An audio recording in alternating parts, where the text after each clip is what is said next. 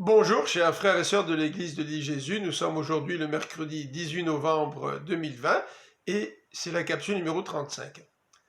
Aujourd'hui, nous débutons une série de méditations sur des textes rédigés par l'apôtre Paul et qui semblent enseigner la possibilité de perdre son salut. Et nous allons voir que ce n'est pas nécessairement le cas. Nous commençons aujourd'hui par le verset 15 du 14e chapitre de l'Épître aux Romains. Romains 14, verset 15. Et pour bien comprendre ce passage, nous regarderons le contexte aujourd'hui, demain, pour vendredi, nous prononcer sur le sens de ce verset. Lisons ce texte ensemble. Si donc, à cause d'un aliment, tu fais du tort à ton frère, tu ne te conduis pas selon l'amour. Ne va pas pour un aliment causer la perte de celui pour qui Christ est mort. Que signifie l'expression « causer la perte de celui pour qui Christ est mort » ? La question est posée. Regardons ensemble le contexte. Le contexte débute au verset 1er du chapitre 14 jusqu'au verset 13 du chapitre 15. Et nous pourrions le diviser en trois. Je vous invite à regarder la première partie aujourd'hui. La première partie s'étend du verset 1 du chapitre 14 au verset 12 et traite du respect des frères et sœurs dans la foi. Ce respect des frères et sœurs est important pour trois raisons. C'est que Dieu accepte tout chrétien, quels que soient ses choix. Lisons le début de ce passage.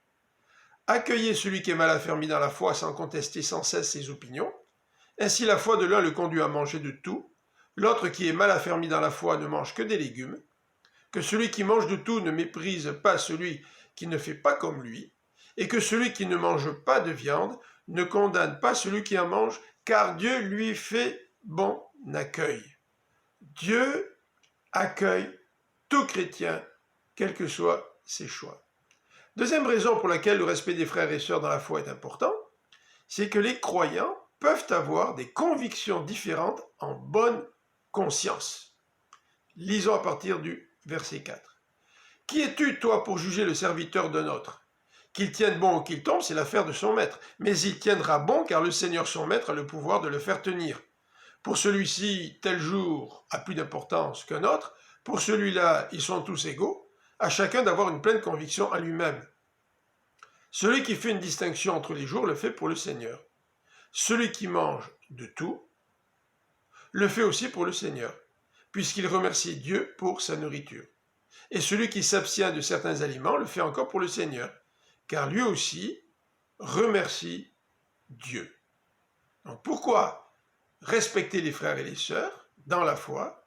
La deuxième raison, c'est que les croyants peuvent avoir des convictions différentes, tout en ayant une bonne conscience. La troisième raison pour respecter les frères et les sœurs dans la foi, c'est que chacun rendra des comptes à Dieu. Verset 7. Aucun de nous ne vit pour lui-même et aucun ne meurt pour lui-même. Si nous vivons pour le Seigneur, et si nous mourons pour le Seigneur. Ainsi que nous vivions ou que nous mourions, nous appartenons au Seigneur. En effet, Christ est mort et il est revenu à la vie pour être le Seigneur des morts et des vivants.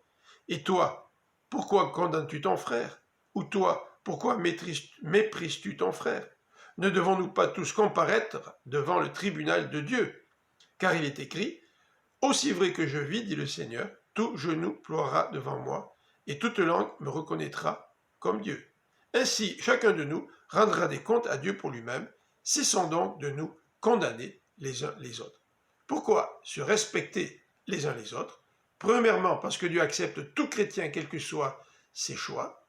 Deuxièmement, parce que les chrétiens, les croyants peuvent avoir des convictions différentes en bonne conscience. Et troisièmement, parce que chacun rendra compte à Dieu. Je vous invite à écouter la capsule demain.